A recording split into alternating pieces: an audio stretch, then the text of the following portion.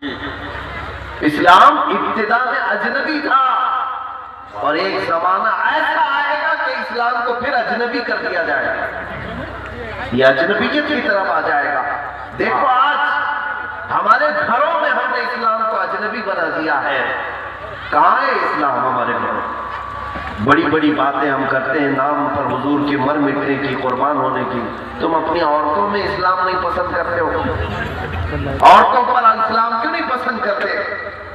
ان کی نسبت خاتون جنت فاطمہ الزہرا سے کرانے پر تو تلے رہتے ہیں، لیکن دوپٹہ پسند نہیں کرتے، ان کے لیے برقع پسند نہیں کرتے۔ ارے یہ پرانے خیالات کے ہیں، ہم تو اب فیشنیبل ہو چکے۔ وہ نوجوان جو گردن کٹانے کی بات کرتے ہیں، چہرے پر داڑھی آنے نہیں دیتے۔ نبی پاک صلی اللہ تعالیٰ علیہ وسلم کی سنت سے تمہیں کس بات کی نفرت ہے؟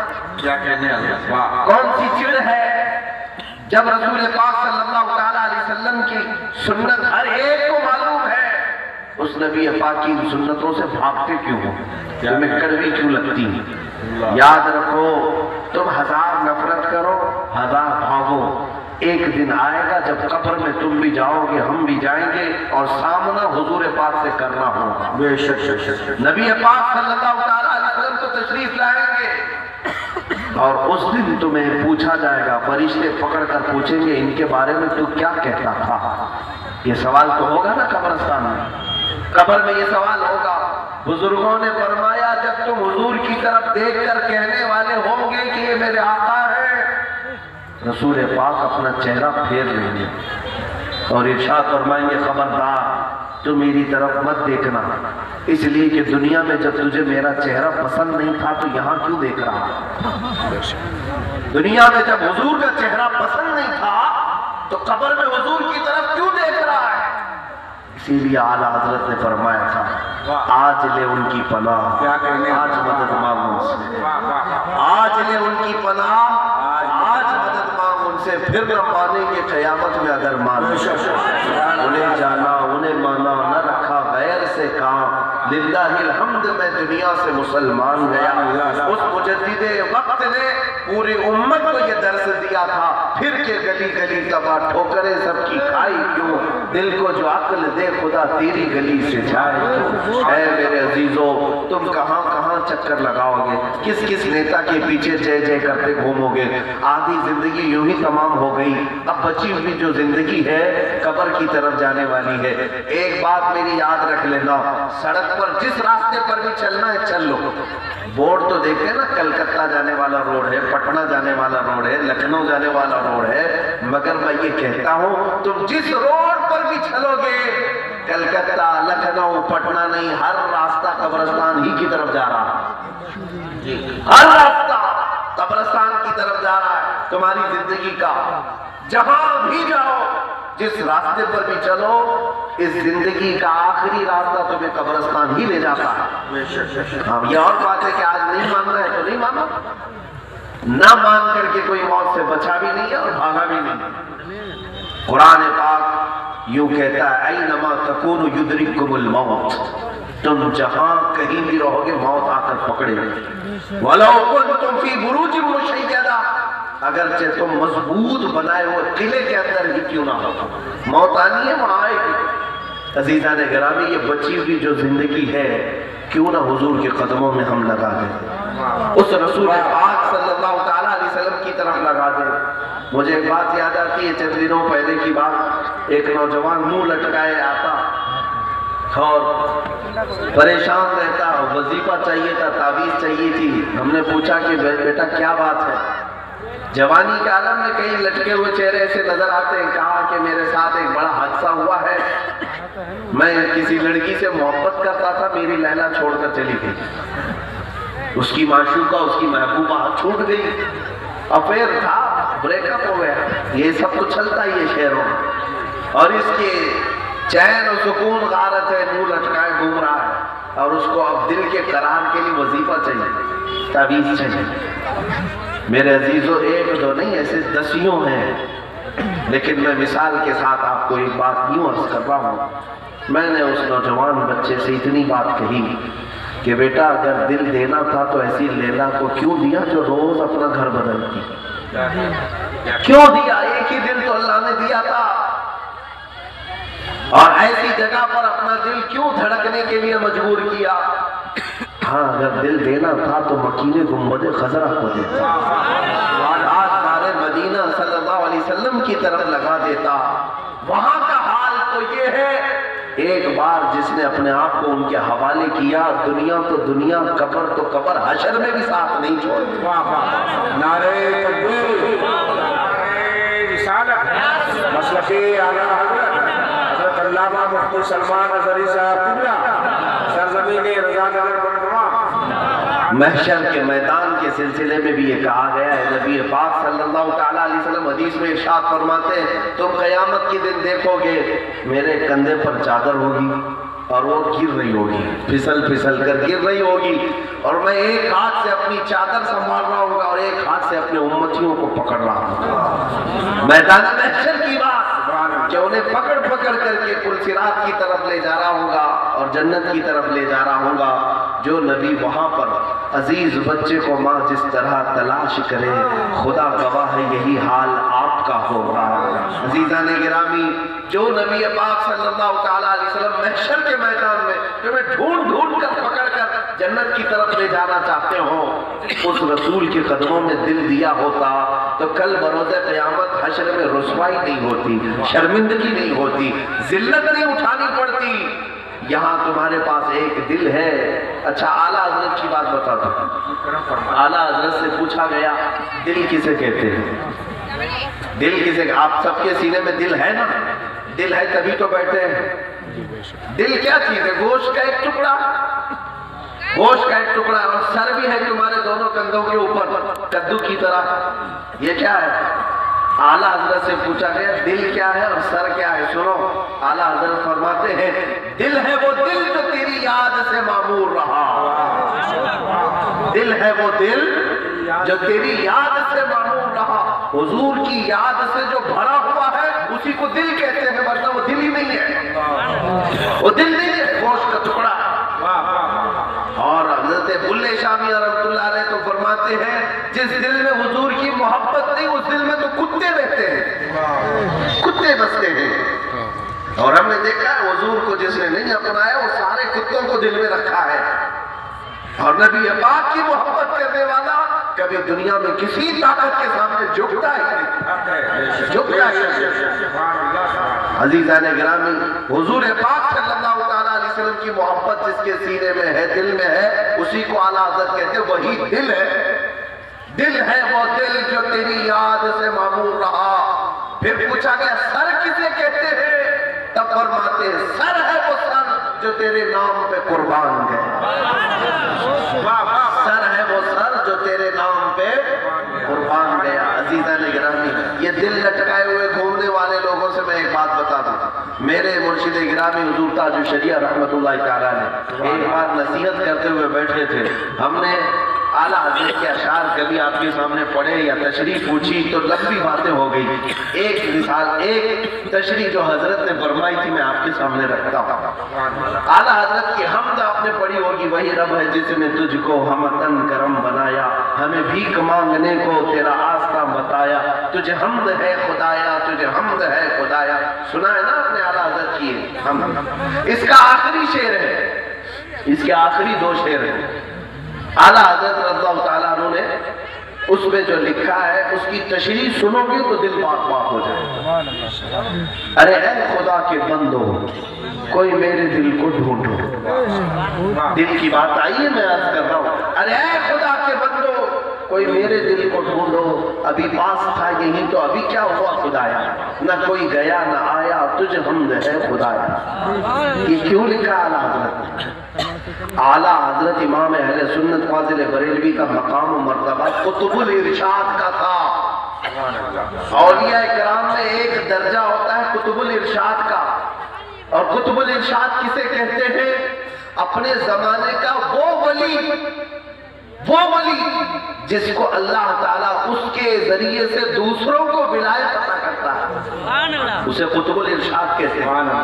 اور قطب الارشاد کا مقام یہ ہوتا ہے کہ وہ اپنے زمانے کے سارے اولیاء کو جس بات کا حکم دے، سارے اولیاء کو وہ کرنا ضروری ہو جاتا ہے۔ قطب الارشاد اپنے زمانے کے اولیاء کو جس بات کا حکم دے سارے اولیاء اس کام میں لگ جاتے ہیں۔ تو اب قطب الارشاد اعلیٰ حضرت تھے، یہ علی حسین اشرفی میاں رحمت اللہ علیہ کی بات کہہ رہا ہوں کہ چوچا شریف کے بزرگ انہوں نے کہا کہ اعلیٰ حضرت امام احمد رضا اپنے وقت کے قطب الارشاد تھے۔ فرماتے ہیں اعلیٰ حضرت اپنے زمانے کے اولیاء کو ایک بات کے کام پہ لگا دیا، ایک کام پہ لگا دیا۔ وہ کام کیا تھا؟ ارے اے خدا کے بندوں کوئی میرے دل کو ڈھونڈو۔ اعلیٰ حضرت قطب الارشاد ہے اور اپنے وقت کے اولیاء سے کہا میرا دل ڈھونڈ کر کے لاؤ، کہاں ہے؟ دل ڈھونڈ کر کے لاؤ۔ ظاہر سی بات ہے اگر دل اسی گوشت کے ٹکڑے کا نام ہے تو سب لوگ کہتے ہیں اے رضا تیرے سینے میں ہے، دیکھ دھڑک رہا ہے، لیکن دل خالی اس ٹکڑے کا نام نہیں ہے، دل کچھ اور بھی ہے۔ آپ نے اعلیٰ حضرت نے کہا سارے اپنے وقت کے اولیاء سے ارے اے خدا کے بندو کوئی میرے دل کو ڈھونڈو، ابھی پاس تھا یہی تو ابھی کیا ہوا خدا ہے، نہ کوئی گیا نہ آیا تجھ حمد ہے خدا ہے۔ اب اعلیٰ حضرت نے جب حکم کیا تو سارے اولیاء ڈھونڈنے پر لگ گئے، پوری دنیا میں پھیل گئے کہ رضا کا دل ڈھونڈنا ہے کہاں ہے۔ ادھر دیکھا ادھر دیکھا ادھر دیکھا ادھر دیکھا، پھر سب جمع ہو کر واپس آئے اور جواب دیا امام احمد رضا کو۔ ان کا جواب بھی اعلیٰ حضرت نے اپنی حمد کی آخری شعر میں لکھا۔ وہ سارے اولیاء نے جواب میں کیا کہا؟ ہمیں اے رضا تیرے دل، ہمیں اے رضا تیرے دل کا پتہ چلا بمشکل، یعنی ہم بہت ڈھونڈے، جگہ جگہ ڈھونڈ کر کے آئے اے رضا، ہمیں پتہ چل گیا آپ دل کہاں ہے تمہارا، ہمیں اے رضا تیرے دل کا پتہ چلا بمشکل، در روضہ کے مقابل وہ ہمیں نظر تو آئے۔ کہاں پہ؟ در روضہ کے مقابل وہ ہمیں نظر تو آیا، یہ نہ پوچھ کیسے پایا تجھے حمد ہے خدایا۔ یہ وہ لوگ ہیں جو رہتے بریلی میں تھے اور دل لٹکا رہتا تھا تاجدار مدینہ کے دربار۔ اسی لیے اعلیٰ حضرت نے اپنی ایک نعت میں یہ بھی کہا جان و دل ہوش و خرد سب تو مدینے پہنچے۔ کیا کیا ہوتا ہے انسان کے پاس؟ جان ہوتی ہے، دل ہوتا ہے، ہوش ہوتا ہے، خرد کہتے ہیں عقل کو۔ یہی چار چیزیں تو ہے انسان جس سے حرکت کر رہا ہے، اور اعلیٰ حضرت کہتے ہیں جان بھی گئی، دل بھی گیا، ہوش بھی گیا، خرد بھی گئی، سب گئے مدینے۔ اعلیٰ حضرت کہتے ہیں جان و دل ہوش و خرد سب تو مدینے پہنچے، تم نہیں چلتے رضا سارا تو سامان گیا، تم نہیں چلتے رضا سارا تو سامان گیا۔ یہ ان عاشقوں کی بات میں کہہ رہا ہوں جن کا جسم صرف یہاں زمین پر دکھتا اور باقی روح پوری قدمان مصطفیٰ پر ہوا کرتی۔ زندگی گزارو تو ایسی گزارو کہ یہاں رہو لیکن تمہارا دل تڑپے تو مصطفیٰ کی یاد میں تڑپے۔ عزیزان گرامی اوقات مجھے حیرت ہوتی ہے جن نوجوانوں کو میرے آقا صلی اللہ علیہ وسلم کی امت میں ہونے کا شرف ہے، ان کی راتیں ایسی گزرتی ہیں کہ ایئر فون لگا کر گانے سنتے ہوئے سو جاتے ہیں، اور صبح اٹھتے ہیں تو باجے گانے اور دھوم دھڑاکے اور ساؤنڈ باکس گرج رہے ہوتے ہیں، اور ان کے گھروں میں صبح ہو رہی ہوتی ہے۔ کیا یہی جینے کے سلیقے اور طریقے تمہارے؟ ہونا تو یہ چاہیے تھا کہ تم عزم کرو میں سو جاؤں یا مصطفیٰ کہتے کہتے، کھلے آنکھ میری صلی علیہ کہتے کہتے۔ یہ مصطفیٰ کریم کے غلاموں کی زندگی ہے۔ آج بدلو اپنی زندگی کو، سنتوں سے شرم کیوں کرتے ہو، نفرت کیوں کرتے ہو، بھاگتے کیوں ہو؟ اس دنیا سے ڈرتے ہو، یہ چور دنیا سے ڈرتے ہو، ان آتنکیوں سے ڈرتے ہو جو کسی نوجوان داڑھی والے کو پکڑ کر کے موب لنچنگ کر دیں گے۔ تمہیں اس بات کا ڈر ہے کہ داڑھی رکھوں گا تو یہ مار ڈالیں گے مجھے، ٹوپی پہنوں گا تو یہ مجھے گرفتار کریں گے۔ میرے عزیزو ایک بات یاد رکھ لینا، اگر اللہ نہ چاہے تو پوری طاقتیں مل کر تمہارا بال بھی نہیں ہلا سکتا، بال بھی نہیں ہلا سکتا۔ اور اگر تمہارا امتحان مقصود ہے تو میں اور تم کیا بلال حبشی کو بھی مکہ کی گلیوں میں گھسیٹا کر نہیں ہوا؟ حضور کے قدموں میں رہنے والے وہ صحابی جب مکہ کی گلیوں میں گھسیٹے گئے، ان کے سینے پر پتھر رکھا گیا اور ان کی پیٹھ پر انگارے جلا کر لگائے جاتے تھے کوئلے کے۔ تو میرے عزیزوں ہماری حیثیت ہی کیا ہے؟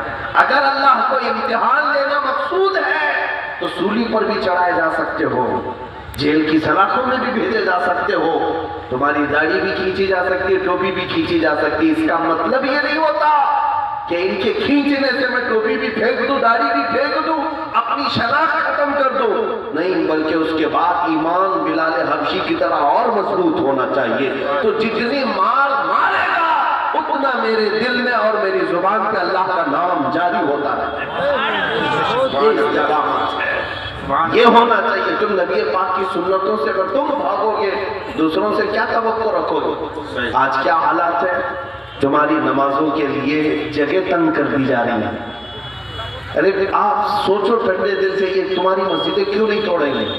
یہ تمہارے میناروں کو کیوں نہیں برباد کریں گے؟ یہ تمہاری جمعہ پر اڑنگے کیوں نہیں ڈالیں گے؟ اس لیے کہ پتہ ہے تم مسجدیں تو بناتے ہو، فجر میں یہ مسجدیں چیخ چیخ کر بلاتی ہیں، لیکن تم کوئی نہیں جانتے۔ یہ مسجدوں کا پیٹ نہیں بھرتے۔ مسجدوں کے ساتھ جو ناانصافی اور ناروا سلوک تمہاری طرف سے ہوتا ہے تو پھر یہ تم توڑے گی، یہ تو تمہاری مسجدیں ختم ہی تو کریں گے۔ تم خود جب مسجدوں کو آباد نہیں کرنا چاہتے تو پھر روتے کس بات کے لیے؟ کس بات کے لیے روتے ہو کہ ہماری مسجدیں شہید ہو رہی ہیں، ہماری مسجدیں توڑی جا رہی ہیں؟ تم اگر اپنی مسجدوں کو آباد رکھتے ان نمازوں سے، مجال ہے ان کی کہ مسجد کو توڑنا تو دور کی بات، آنکھ اٹھا کر دیکھنے کی بھی ہمت نہیں ہوتی۔ عزیزان گرامی وقار، آج واپس آ جاؤ اپنے اسی وقار پر کہ جہاں لوگ اپنی دکانوں کی طرف نہیں اذان کی طرف پہلے توجہ کرتے تھے۔ صحابہ، تابعین، اولیاء، ان کے بعد مومنین متقین کا حال تو یہ تھا۔ لوہے کا کام کرنے والے ایک صحابی تھے، لوہا گرم ہوتا تھا، لوہا، اور اس پر ہتھوڑا مار مار کر کے اس کو نقش کرنا ہوتا۔ ہتھوڑا اٹھائے ہوتے، لوہا گرم ہو چکا ہوتا۔ ظاہر سی بات ہے جو لوہے کا کام کرتے ہوں گے وہ جانتے ہیں جب تک وہ لوہا گرم ہے اتنی دیر میں جلدی جلدی مارنا ہوتا ہے، نہیں تو پھر اس کو آگ میں تپانا پڑے گا۔ لیکن اگر لوہے پر مارنے کے وقت ہتھوڑی اٹھایا اور اللہ کی طرف بلاوا اگر آ گیا، اذان کی آواز آئی، تو اس صحابی کا معمول یہ تھا کہ پھر ہتھوڑا نہیں مارتے بلکہ کندھے کے پیچھے سے پھینک دیتے، ہتھوڑے کو پیچھے سے ہی پھینک دیتے۔ نہیں، رب تعالیٰ کی طرف بلاوا آ گیا، اب اس کے بعد مجھے روزی کمانا بھی جائز۔ اور تم نے کیا کیا بہانے بنا رکھے اپنے بزنس کے لیے، اپنے کاروبار کے لیے، اپنی دکان کے لیے، اپنی جاب کے لیے۔ اللہ تعالیٰ کی عبادتوں کو ایسے چھوڑ رکھا ہے۔ کسی کی 20 سال کی نمازیں قضا ہے، کسی کی 25 سال کی نمازیں قضا ہے۔ تم کیا سمجھتے ہو کہ یہ نمازیں جو قضا ہیں چھوڑ دی جائیں گی؟ سیدنا عثمان ابن عفان رضی اللہ تعالیٰ عنہ سے مروی حدیث ہے، فرماتے ہیں قیامت کے دن سب سے پہلا جس بات کا سوال ہوتا ہے وہ نماز کا ہے، اور جو نماز کے حساب میں پھنس گیا وہ سارے معاملات میں پھنس جائے گا، سارے معاملات میں پھنس جائے گا، پھر نکل نہیں پائے گا۔ سورہ مدثر کی آیت ہے 29ویں پارے کی،